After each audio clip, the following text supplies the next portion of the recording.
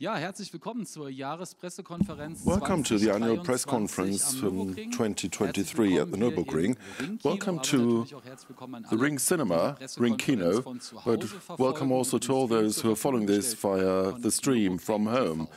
This is made available by Nürburgring TV. What are we going to speak about? The season 2023 is on the doorstep and it's coming with a mix of motorsports, music and other events, and there's also a great anniversary in store. The 50th Vintage Car Grand Prix is on the doorstep, and there's a major digitalization activity at the legendary Nordschleife. I'm looking forward to my interlocutors.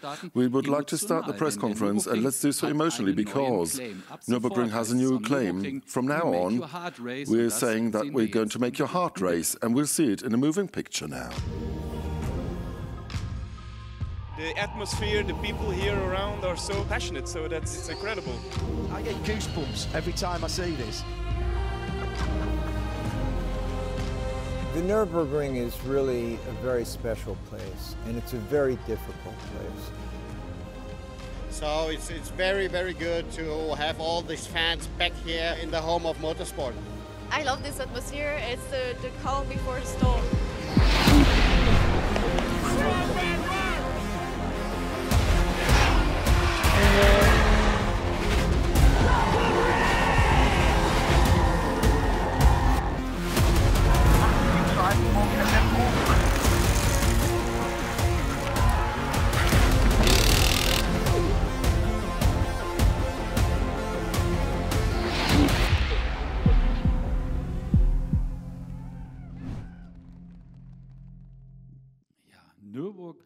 Yeah, the Nürburgring, we make your heart race.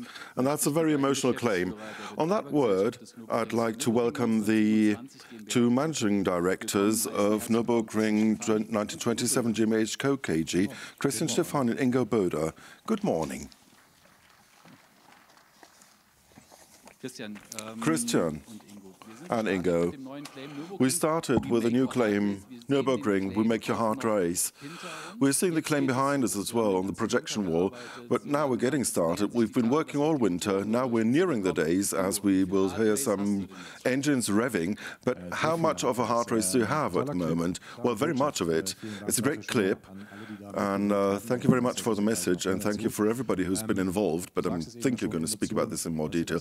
It's all about emotion, that's what we want to convey, and I think that is really expressed very well, and we're going to work on that during the day. Emotion is what we always transport at the Nürburgring, musical events, sports events. There's a massive mix between business, B2C, all that is so characteristic of us, and it's always based on emotion. That's what we want to drive at today, and yes, we do have our heart racing, but just at the beginning of our small talk, I would like to thank our employees of Nürburgring 1927 GmbH, because in the last few days you felt the passion, the heart racing. You could actually see how they were looking forward to things. People were really chafing at their bits and they can hardly wait for it. If you look out the window, you can hardly believe it, but punctually on Friday at 12 o'clock we're going to set the traffic lights to green, and we're going to start the test drives at Friday lunchtime. Everybody's looking forward to that moment, and then we can get started with the season 2023.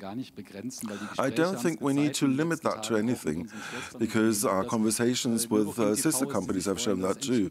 Nürburgring TV, for example, are looking forward to the live streams, the hotels, the holiday park, the various spots. Everywhere people are getting started again. The season's coming back.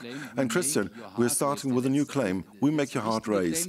The last real claim was full program, the full Monty. That was 11 years ago. But after so many difficult years, is that now an indication that the difficulties are behind us and that Nürburgring is really getting started into the future? Well, we can clearly say that we, as operators of Nürburgring, have, since the selling process and the closing, been very successful in our work. And this is not just up to chance. but it's the result of structured work. We have developed further continuously, and our partners can confirm that. We have a relationship based on trust with all our partners, and obviously something has come of it. And post-COVID, things have developed even further. We've shown that we are pioneers for the whole industry. We've done things here at Nürburgring where other event venues were only dreaming of. And you can actually say that Nürburgring has always been going uphill, really, and, but it's always improved. But of course, it is a claim. It's a new mission statement for the brand, and it has a function as such to provide a last piece of the jigsaw, to provide for new communications as well. And we have actually accompanied that process very actively. How did you see that journey towards the claim, that new mission statement, all the interviews that were used, all the various views of partners, of fans, everything was considered? Well, it's been a very interesting and exciting process, actually, because you can imagine that if you want to arrive at such a passionate result, you need to answer a lot of questions first, both internally, but also externally. So, in a way, we are quite proud of this result, because it's very emotional, and much more importantly even, it's very credible and valid. This claim is just so fitting. It's a perfect match. But you also need to see that we shouldn't just stick to a pure marketing statement, but the claim is always a brand promise. And that value proposition or brand promise is something we need to commit ourselves to. We have to see that our staff will play a major role because we're service providers. We live and thrive on that heart racing, and that is something that the staff are also seeing in our offers. And we try to live up to the expectations, of course, vis-à-vis our visitors, partners, and event organizers. We want to commit ourselves. And actually, we have succeeded quite often. The conversations with partners and fans have shown that. Ingo, we're looking forward to a gripping season, that mix of racing and other motoring events. But let's also look back on 2022. That was the first post-COVID year in a way, or 2023 is actually. What's going to happen to the fans? If you remember the 24 Hours, for example, or Rock am Ring, for example, what's the feeling you associate with 2022? A great feeling, actually, because I can remember once a year ago, when we stood here, when we thought of a 24 Hours race taking place 2 months later, we were absolutely convinced that we could let it take place, and it actually did happen well. Both economically and organizationally, we can look back on a great year 2022. We were very happy about the course of the year. We had 1.7 million visitors, guests at the ring, which wasn't obvious a year ago. You said it. There was 2 years of COVID, and that left its mark in general. And it's been good to feel that, and to see that the small, medium-sized, and even the big events, the large, huge events, could get back, just like the ADAC 24 Hours, Rock am Ring, but also the smaller ones to the lowest level even. It was just great to see that everything was up and running again. And basically, considering the more than 50 events that involve an audience, but they all happened, and that made us very happy. Plus, there was a debut of the 12-hour race that took place, but some of them are just hallmarks. They are weekend events, the great ones for bigger audiences, but Nürburgring is about so much more, Christian, isn't it? We have 100% utilization from March to October, from Monday to Sunday. There are track days, there's racing driver training, and the Formula trainings, for example. There was a Formula 4 fleet at the grid for the first time last year. Here at the Ring Cinema, for example, they've shown for the first time as well. It went through the door. So that hit so much, that met so much acclaim. Are we facing the same thing again? Yes, absolutely. For driving activities, we have a number of various options and our courses, but also at the off-road park here at the Nürburgring. And as you said it, with regard to the Formula fleets or the Formula offers, we communicated appointments and dates, and everything was booked out immediately in the nick of time. It's a very attractive offer, just beyond racing or pure racing. which is still our core. It all starts with a formula starting course for the beginners, and there's something for those at an intermediate level. But you could also obtain a racing driver's license. So it's a highly attractive proposal, and this is continued this year. Formula 4 actually corroborates that. We have communicated the dates, not all of them yet. There's a bit of hope for some of those who haven't yet been able to get a ticket, but everything that's been communicated so far is fully booked, and we're happy, and we're looking forward to seeing everybody. We believe that this is going to stay so. But I can calm down everybody who's interested. We're going to offer this in future too. You can buy vouchers, and those owning a voucher or buying a voucher do enjoy priority, of course, before we give bookings to somebody else. So basically, you're treading in the footsteps of the great racing drivers. If you're at the Nürburgring Driving Academy, for example, in the formula cars, but it's not just the direct contact where you can feel it, but also in the stalls. There's so much on offer. Ingo, we're facing a season with a colorful mix. I've just said it. What is in store for us this year? Well, we can be looking forward. What is so characteristic and has ever been characteristic for Nürburgring, this is the great variety we offer. You'll see on screen the huge events for the public. There's such a colorful mix, as you said several times, sports, motorsports, racing and festivals. We are so proud of it, and this is what is our landmark. It is not only focused on one single niche product. No, we cover the whole range. Maybe we can quickly through it. We will go and see how we can cover the different interests, attract people to the ring and come up with an emotional package. I personally think when you look at the A to Z, we are going to start next week with a double event. The NRS1 is starting simultaneously with the darts event in the Ring Arena. Look at that mix. This is wonderful already, and will end at the end of October with a 3-hour race of RCM. This reflects the variety we are offering, and I think this is characteristic for us. And actually, this is something that places us in an excellent position. It's not only the big events, it's not only the event for a huge public, but it is B2C, B2B must not be forgotten, but you will certainly come back to that as well. So all these are topics that are characteristic for us. And pure sports event like Rad am Ring in the middle of June, and the Road for One, which is going to come back under a new brand, new name, as an obstacle race, so to speak. And my personal highlight, I'm looking forward to our next guest, 50 years of Vintage Car Grand Prix. We are so much looking forward to it. And then you were talking about all the festival visitors we're expecting for Rock am Ring. You are coming from the music industry. How do you see this event? Now, this is an emotional thing for me. It is a bizarre moment kind of thing, because I have to look at this event from a totally different perspective. I used to be the event organizer. Now I'm only the organizer of the location, but we are much more than the location, obviously. Very much looking forward to it. At the beginning of June, Rock am Ring. This time we have got the advantage that we do not have IDRC race and Rock am Ring right next to each other, so we've got a bit of a luxury time window. Well, I can't go on a holiday anyway, but it's more relaxing. So you're not releasing people for leave. I can take that along. You touched upon it, 24 hours race, Rock am Ring, one after the other.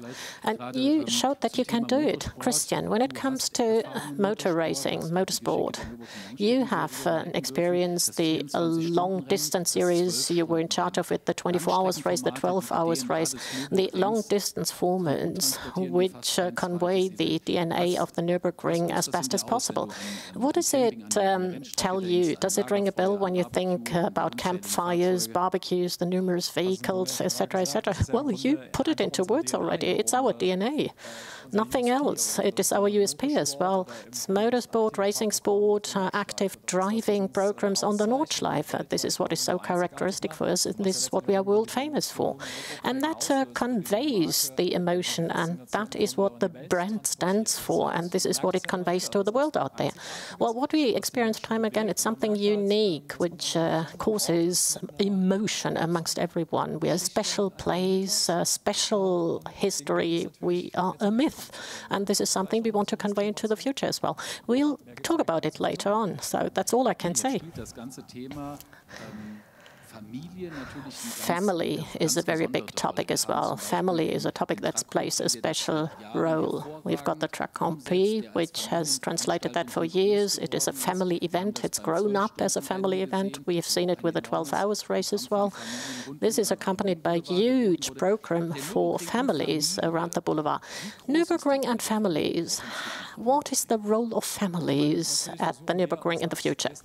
Now, we as a destination, we are trying to develop continuously. We know that 80% of our community are men. Now, there's no doubt about it. But we also see that when it comes to our events and our offer, they are attractive for families as well. It's not only the head of the family, the men, that would come here. No, they bring their kids and their wives more and more often. And we realized that we could do some further development there. Let me give you an example. At the Ring Boulevard, for example, we want to set up a driving parkour, a track which is destined for children in particular. It's irrespective of weather conditions, and it would be a free-of-charge offer as well.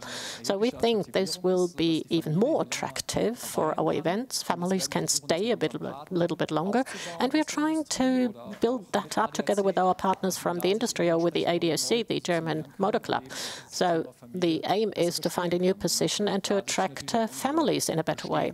And of course, our existing offers, like the Ringwerk, that is the location we are in. This is our experimental museum, the car track, and also the offers of our sister companies with the Nürburgring eSport Bar, and the hotel offers, the holiday park offers, and the restaurant offers. That combination of different offers goes to show that up here we are a very attractive location for daily occasions or a short or weekend holiday. We make your heart race is the claim which covers it all. Destination Nürburgring, the way it's grown up in a very credible way. It's readily accepted by everybody. Or what is your view? Absolutely, it's readily accepted, and we think we will further grow. We attract more target groups, but as you can see, we're very happy with the development so far, and we're going to get on this track. We just mentioned fans and audience. But Nürburgring is a very strong partner also for the partners from industry, for example. What is the current situation here? How important are partners for the Nürburgring off-site, apart from the racing track, etc.? What about that relationship? Now, I am personally very passionate about these relationships. They are long-term partner relationships between Nürburgring and our partners, but also the motivation. Let me give you an example.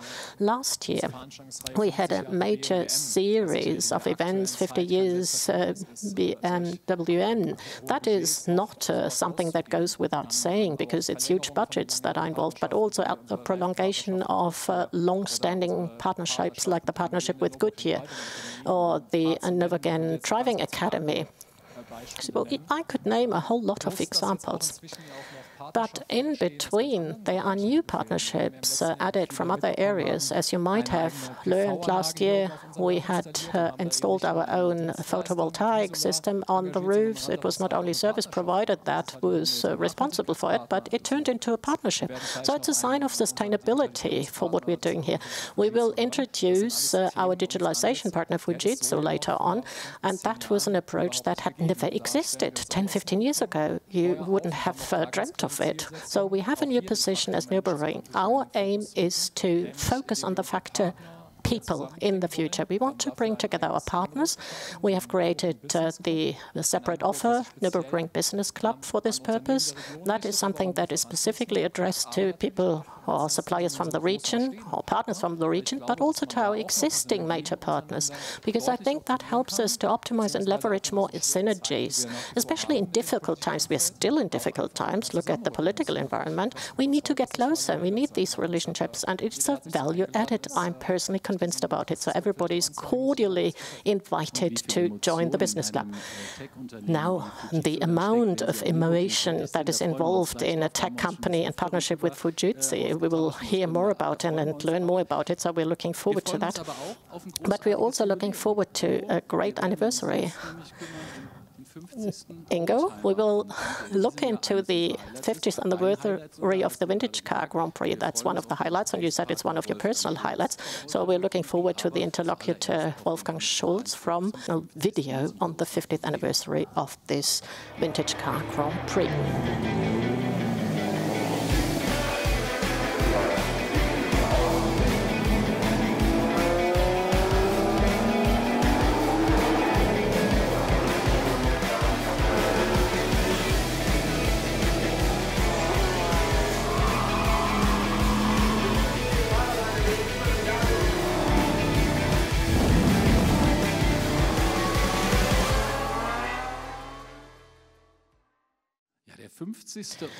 Well, the 50th anniversary of the Vintage Car Grand Prix, 11th to 30 August.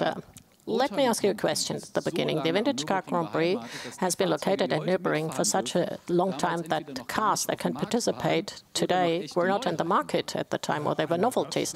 Well, that's true, that's one thing. Or it was used cars that were 11 or so years old. Now, it goes to show that the tradition is so well established. The Vintage Car Grand Prix is the vintage car highlight in Germany. It is one of the major highlights in Europe even.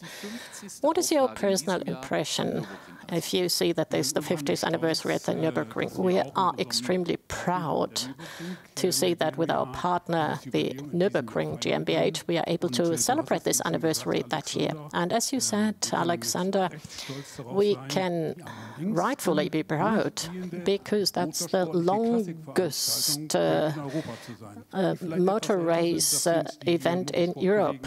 The motor sports colleagues from the UK are a little bit older, if I may say so, but I wouldn't know of any event in this area which would have been a longer-standing one and always at the same location, at the same track. And this is the case for the Vintage Car Grand Prix. And many of you have been involved since the kickoff of the organization. That's absolutely right. The great number of participants, the great number of track races, and also the experience. When I look back and see that Count Dönhoff, about 50 years ago, started off the whole event, and he was accompanied by a few crazy people who met here in order to get out their vintage cars of their garage. And after 2 years, it led to a situation where roughly 100 passionate vintage car drivers met here at the old Nürburgring in order to show off, basically.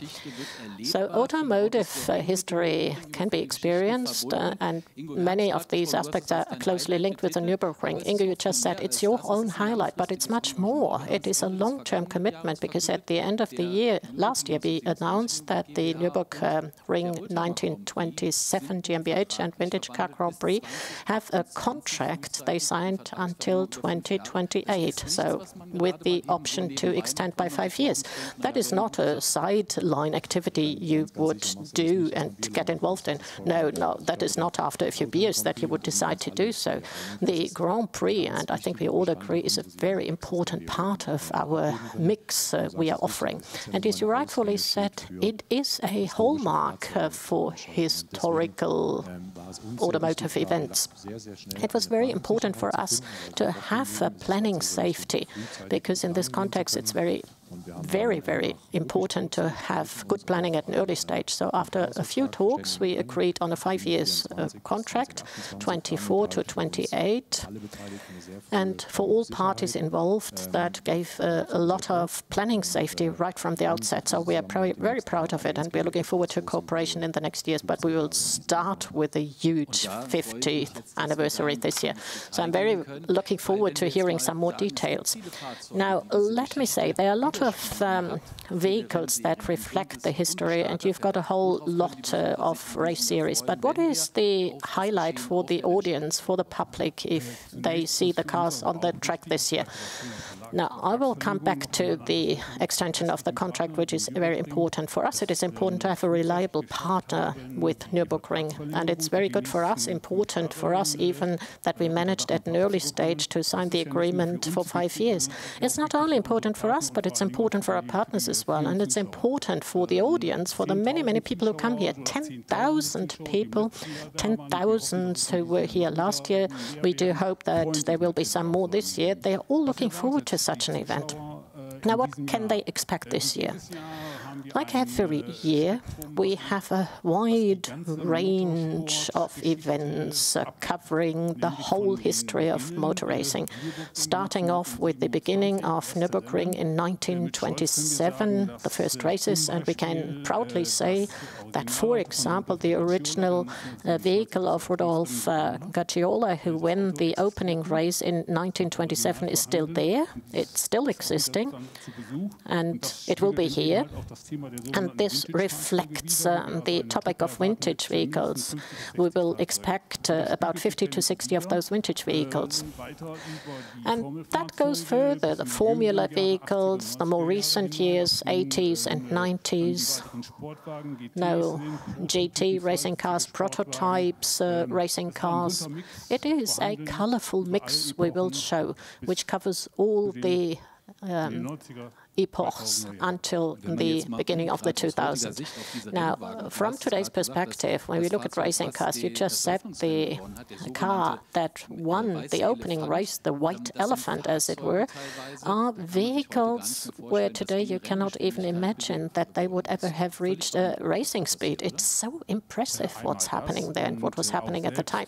That's one thing, absolutely. But the pilots, as they were called at the time, they're still called pilots, for them today as well, they were so courageous. It was the Nordschleife at the time, and we will do that as well. We have 2 days, Sunday morning, they can use the Nordschleife. It's breathtaking when you see a Mercedes SSK going full throttle and then seeing the compressors switching on. That is so impressive. It is an experience. And other cars as well. The BMW 328 by Uli Sauer. Uli Sauer is the one who has been there from the first until the 50th Grand Prix. Is that something that goes without saying? No, it is a wonderful story. We'll come back to safety issues later on. Now, the time where cars disappeared from the track, where hedges opened and were closed afterwards, are times gone by, but there is still this charming effect. Now, when you're planning an event like the Vintage Car Grand Prix, we have talked about other topics, family program, social program, accompanying program, etc. So you are going to offer historic worlds as well, and you're going to also offer Grand Prix atmosphere? Exactly. Basically, we always have a very family-based setup. That means that if somebody in the audience buys a ticket, an admission ticket, this will automatically mean that the kids up to the age of 16 can come as well. That's included, and that's quite good. I think this also goes to show that we want to try to get the newbies towards the Nürburgring. If you don't get the young ones on board, things don't work out. Well, what's in store for the audience? Well, let's begin with the historic drivers' camp. The vintage world is going to be developed there. These are vehicles of the very, very early years. Over and above, we will go towards the Grand Prix drivers' camp, where historic Formula 1, Formula 2, from England we're expecting the series of HGPCAs, that is the Historic Grand Prix Car Association Formula Cars from the era of Jochen Rindt, Jackie Stewart, the early 1960s. Very spectacular, incidentally. Over and above, out of tradition, we'll have the evening race, which I would consider a highlight on a Saturday night, which always ends with a finishing line. And just in time, as people start and finish, fireworks will come on with limo start, demonstrations. demo runs. We want to develop a small event arena for the kids as well, for the children, a big party tent, a marquee, where our 50th GP is going to be presented. We're opening the arena for clubs with slightly upmarket vehicles, although upmarket is a bit ambiguous as a term. But what we're also looking forward to is that the super sports, the supercars, the hypercars and their owners are going to be invited too, to come to the OGP to show their cars as well, because they also mark an era, they stand for an era. So it's a great grid, it's a great series of events with evening races and fireworks, so many heart-racing moments, just in line with a good claim. And so the fans will get a package that makes everybody happy, but what makes you happy? Well, it is a great event that is about fun for everybody, but for us fun always takes priority, although with regard to some aspects you will always have to see panel sheets beating on other panel sheets, but that's the way the cookie crumbles. But great racing sports weather and a great get-together and lots of people coming. That's what we're looking forward to. Yes, absolutely, and that's until 2028 because the contract has been extended. Thank you very much, Wolfgang and colleague. And I'm now looking forward to speaking about the digitalization of the Nordschleife, the Northern Loop. It's a great project. 11 million has been invested by Nürburgring into this project. And I'd like to welcome Jörn Nitschmann of Fujitsu, Alexander Schnobel as head of facility management of Nürburgring, and Christian Stefani, whom you've already met, the managing director, one of the managing directors of Nürburgring 1927. Welcome upstage. Christian. Just considering what we've communicated for the year, we're going to get started with the digitalization of Nordschleife. It's a massive project, 11 million euros. By 2025, we want to be finished. But what does this major invest mean? What does that project mean for Nürburgring? Well, maybe you have to explain something first. We've spoken much about racing. There are many other types of usage of our course here, anyway, of our track circuit. At the Nordschleife, for example, we have test operations with an industry pool, and as OEMs also hire the course, we have tracks on the Nordschleife, and we have tourist drives as well. And the situation is other than in racing, because it's not possible for us to have up to 500 sports vehicles available at the same point in time. People can't do it. They're not always available. Plus, the technical prerequisites, just like for motoring, for motorsports, isn't always possible. Not all cars have GPS trackers. So basically, when it comes to circuit or track safety, if we want to develop it further, this can only be done via digitalization. This means that we want to render the track visible. There should be cameras installed, and safety around Nordschleife should be taken towards a modern era. And the aim is clear. What we want is that response times to accidents are shortened, rescue teams can be given concrete information, and what's also very important is that the information behavior for oncoming traffic, approaching traffic can be optimized so that there would be fewer follow-up reactions and less of a domino effect, so that there would be a better warning system for the upcoming drivers. So that should be facilitated by digitization. All that sounds very good. The cameras around the circuit, for the first time giving the people acting in race control a direct view of the course. But why have you partnered up with Fujitsu? Why do we have Jörn here?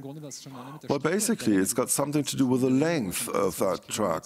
We always speak about 21 kilometers, and you can imagine it's quite a few cameras. Together with the Grand Prix track, this would be 150 cameras. I don't think you can expect anybody in race control to watch over 150 cameras at the same time. So we will need artificial intelligence, AI, for race control to assist and providing signals that something has happened that's worthwhile inspecting, so that race control can actually trigger a reaction. And for that purpose, we partnered up and contacted Fujitsu back then, and with a test cluster that we installed at Döttinger Höhe back then, we tested and found out a few things. And at the end of last year, we came to the conclusion that we wanted to follow that path, and we are following it. This is at the heart of the digitalization project now, because without an integration of artificial intelligence, things are just not possible to implement. A digital infrastructure can only be used like that. You've spoken about the types of usage.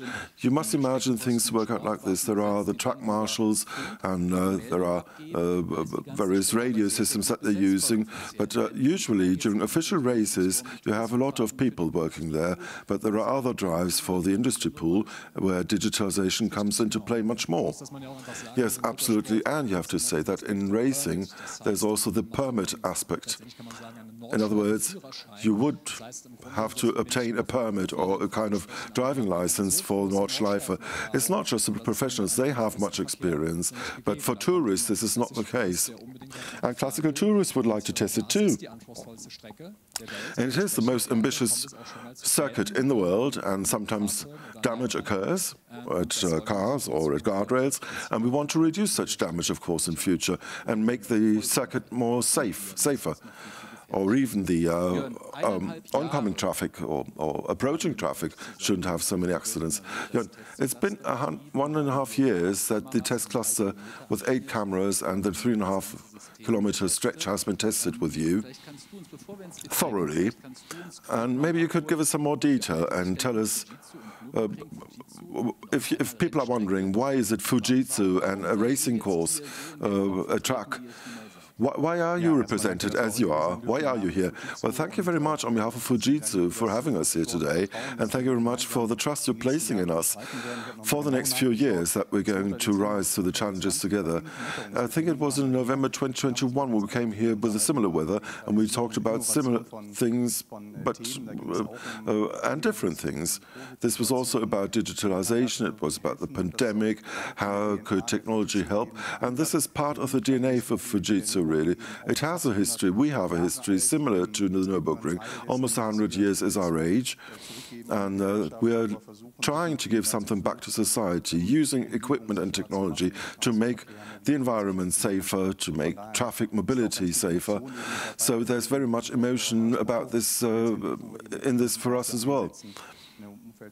So we're using all technology to create surroundings that really assist, that are supportive, and that's where Fujitsu comes into play. And what's going to come of it will be shown in a bit with some impressive pictures.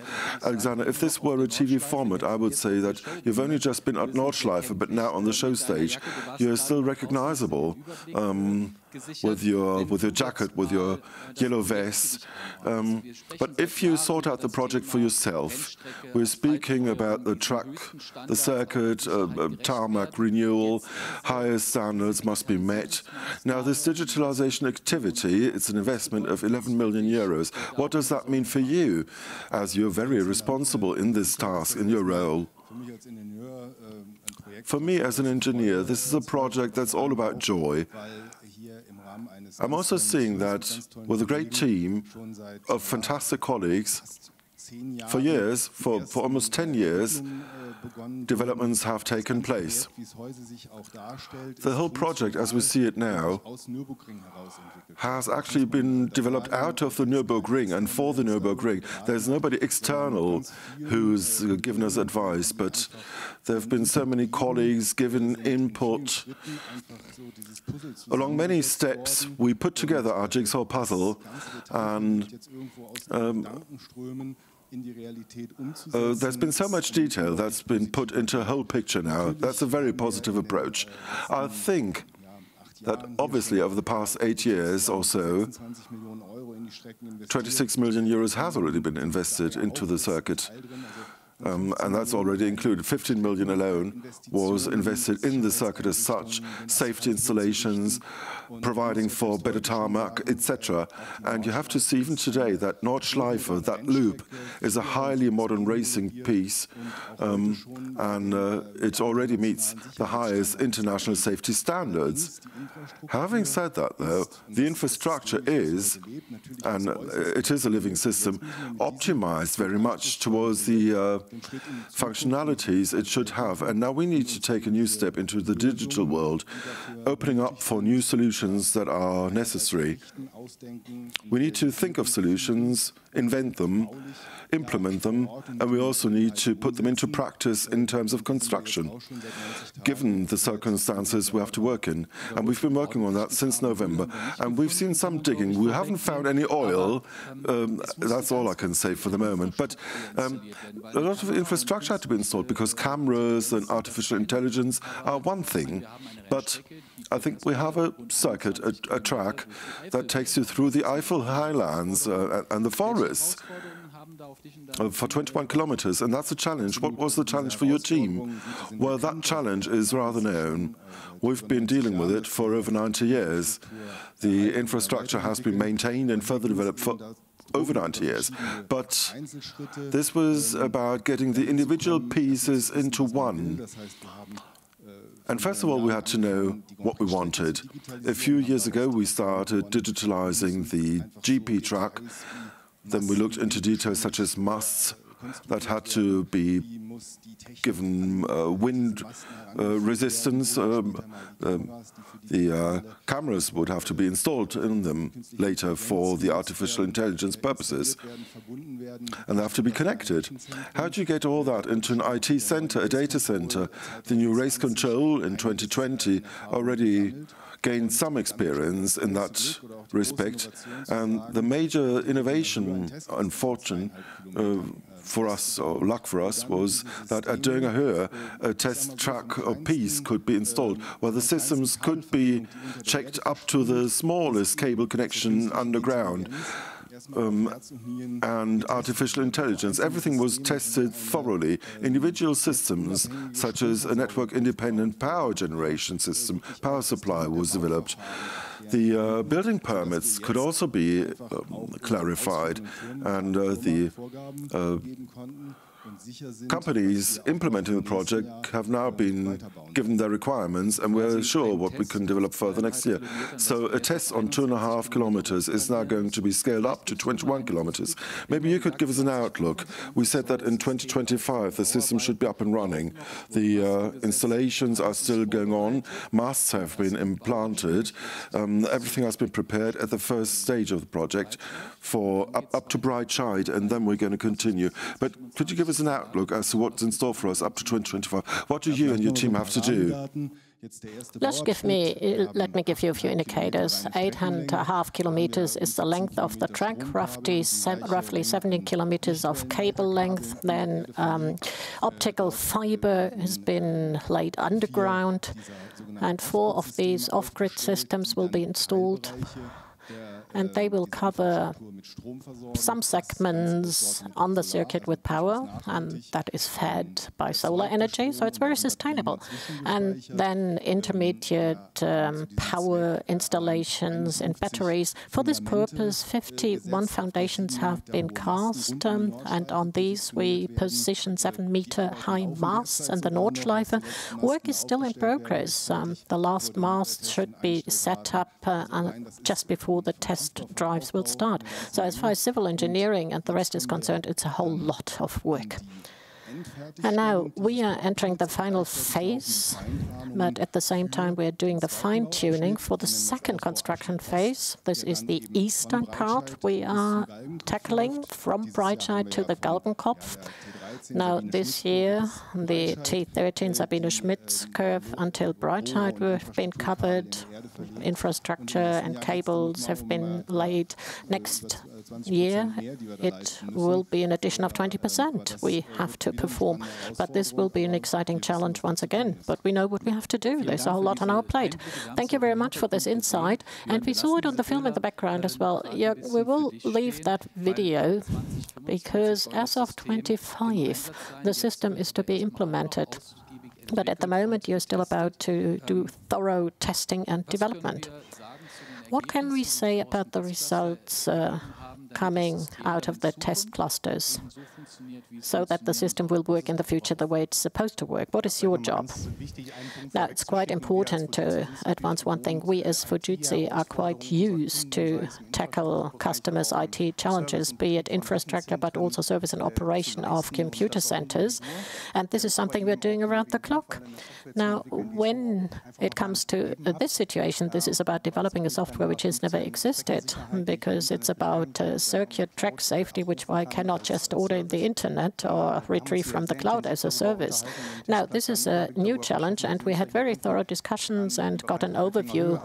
You see the Döttinger Höhe as of the Galgenkopf, which was mentioned by Alexander, until the Hohenrhein segment. And this is what we looked into, and we wanted to see what cameras can do and what are the things we need to take into consideration so that we can come up with a fully fledged image processing. What about latency times? What about other topics? Are there any incidents or stories that would present a particular challenge aside from the weather, as we can see today, but all the other things then can have an impact on the result? We want to deliver good results. So this is a picture of the track. It's to look like. One of the cameras and the vehicles on the track can be observed. We've got 8 cameras on the track at the moment, which deliver results, which helped us to further develop our system. There's some moving pictures as well you brought along, and I think you are the person who is best suited to explain that situation.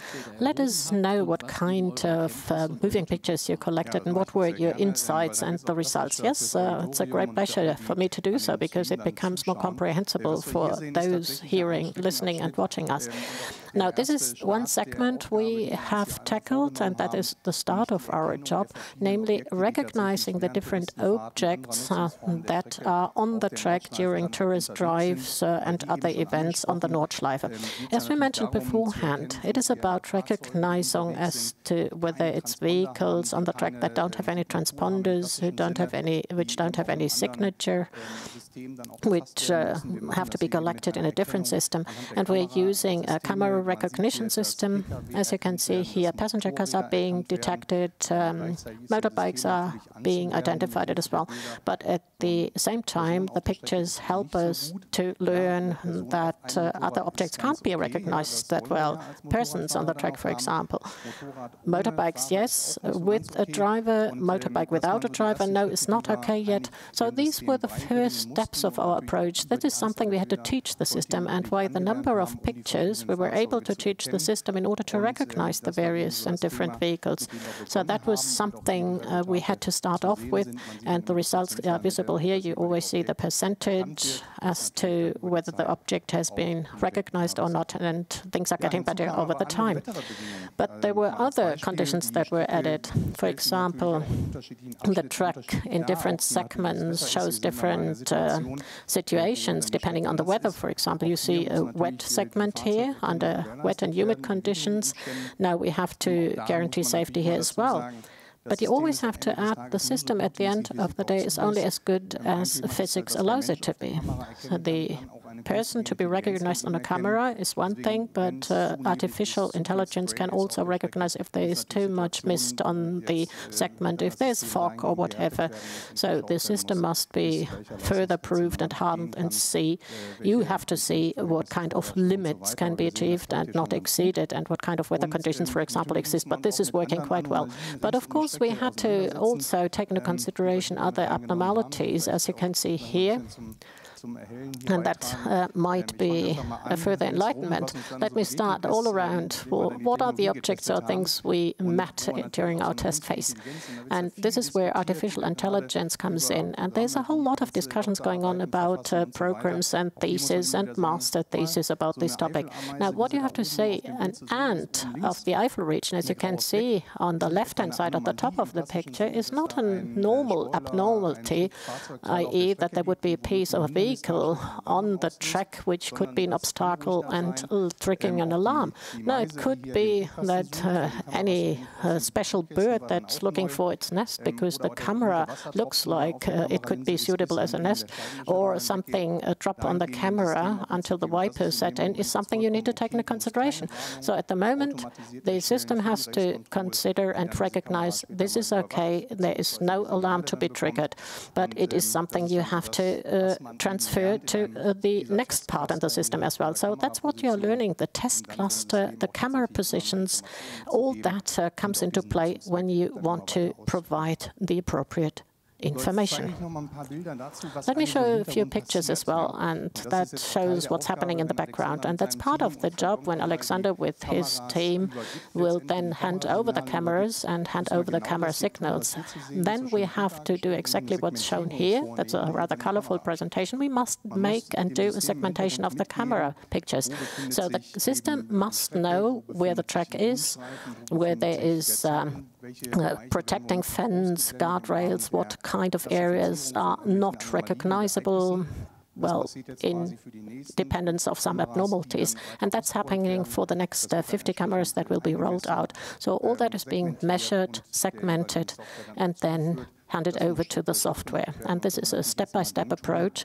And you can only do that in such a way. And in view of the time, once again, you can only do it once a camera segment has been completed. Now, what's the next step we achieved? That's shown on the next picture. A very nice position because the vehicles are very fast and we have to learn from a lot of pictures. There's one element you can see here, that's the identification of vehicles. And I think that were test drives where we used very, very fast cars which are driving in the high-speed areas, but also in pulse operation. And you all know that when there's tourist drives, there are a whole lot of vehicles on the track, so you have to identify the ID numbers have to be transferred so that the actual vehicles can be clearly identified on the track with their respective position and the conditions they're driving in. And this is a segment where we are talking about high speed. So it was very precious for us, the findings we got, in order to translate them into the next segments. But you also see where we reach physical limits at the horizon, where we can only recognize certain spots and images. So you have to take into consideration the distances between one camera and another, and do we have to use different openness of camera positioning. And then identification of objects and issues. We have a situation which is unfortunately not nice, which is represented here, but which gives us an impulse of what the system can deliver at the end of the day. This is an accident that happened.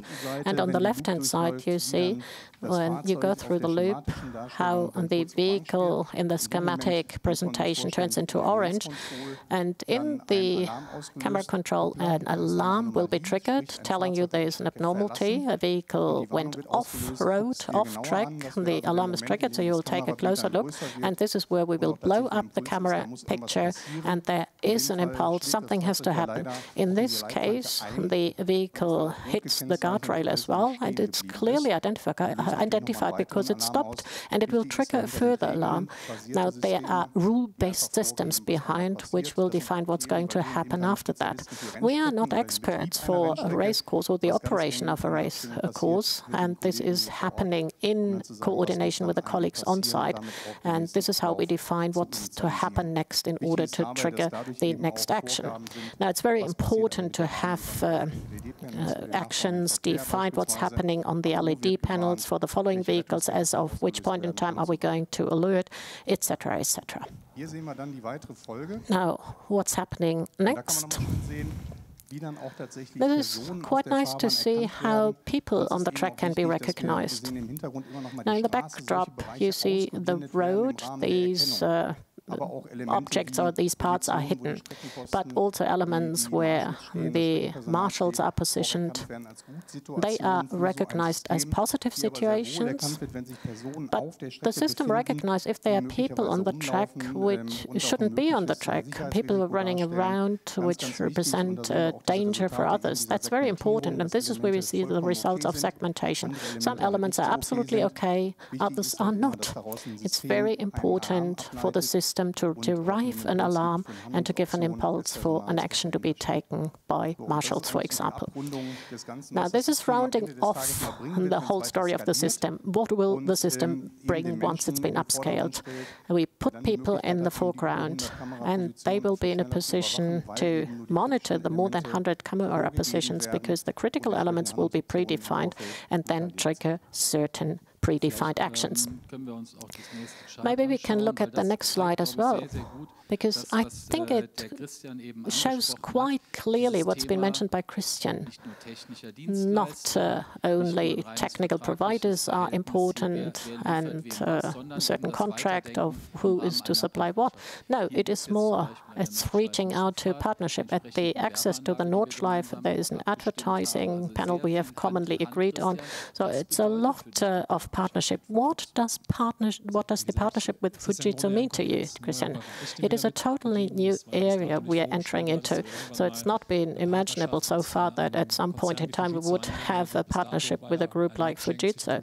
So far, a matching between Fujitsu and motorsports has not existed, and all of a sudden you came up with the digitalization approach, and that offers a whole lot of new opportunities.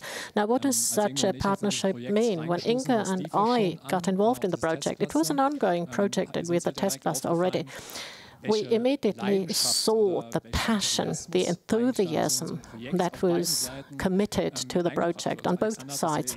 Alexander did mention so a few minutes ago.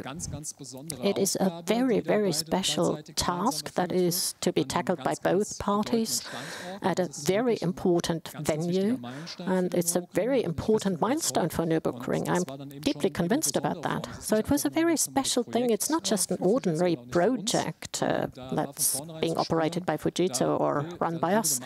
Now, you could feel right from the outset, both parties were commonly working on a solution of which they wouldn't even know what the end result could be and if it would work at all.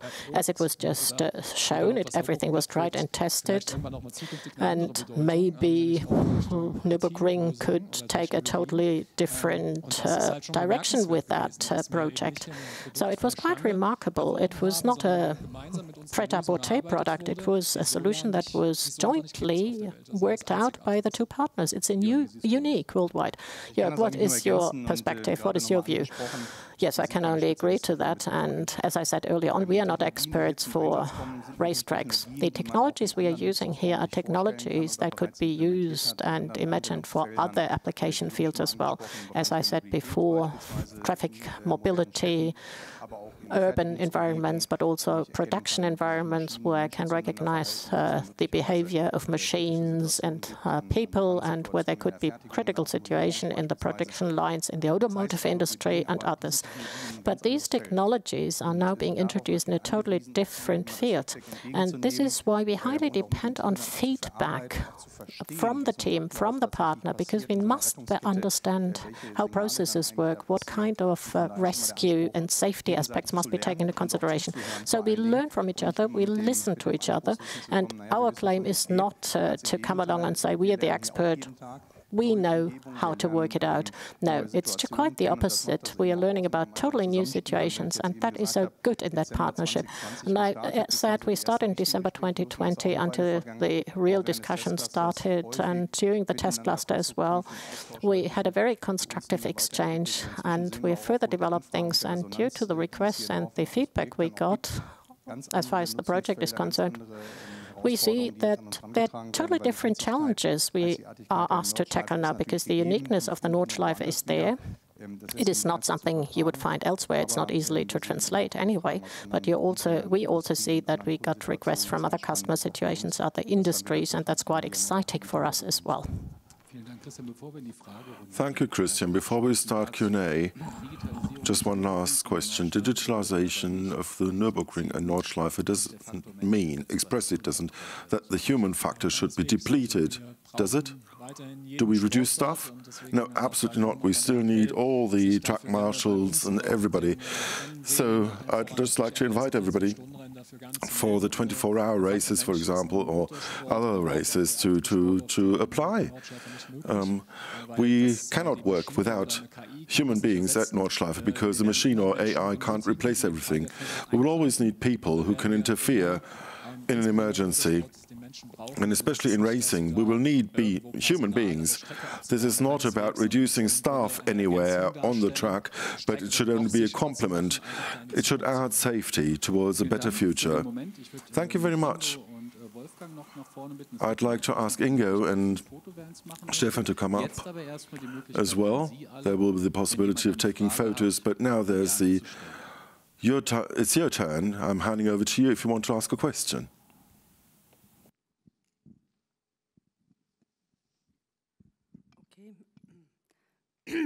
My name is Susanne Röder. I'm a freelance journalist. And what I'd like to know is as follows. I've heard that the concept is geared towards mobility and it can be applied to public transport too. Are there any examples yet?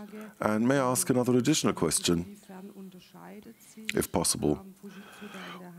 Where is the difference of approach of Fujitsu if you compare them to PTV, for example, others? This is for Fujitsu. Yes, absolutely. The types of usage you can imagine and that we actually have questions for is to monitor highways, national routes, national roads, A-roads, bridges and reservations, for example. Reservations are sometimes used for temporary car traffic now, but it looks a bit like race control. There are people actually sitting in front of screens deciding whether there should be a speed limit with a ban on overtaking. So you can actually relieve them of some of the burden as you use such a system by, for example, seeing that maybe a car has broken down or there's been an accident. And in these surroundings, in that context, we speak to individual states of Germany, but also mobility companies. As for other mobility providers in the urban surroundings, well, there are different approaches and different technologies there.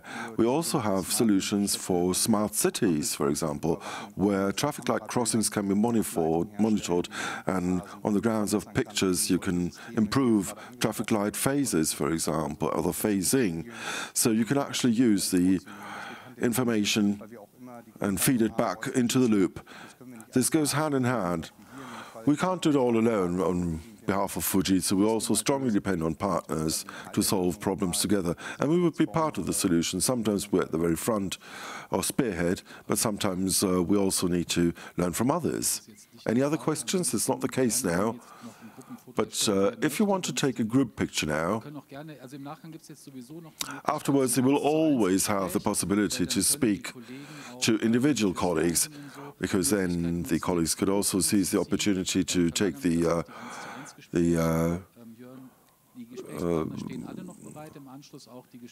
contributions, the statements for the various programs. There's Wolfgang Rust here, for example, as well from the hotel, and there are two other managing directors here, and Patrick Kutzunik as the PR man of Nürburgring Langstrecke is also here. So seize the day, ask the people the questions you want to ask them. I'm inviting you to lunch too. This is taking place in front of the lobby, in the lobby of the cinema. So thank you very much for joining the event, and have a nice day.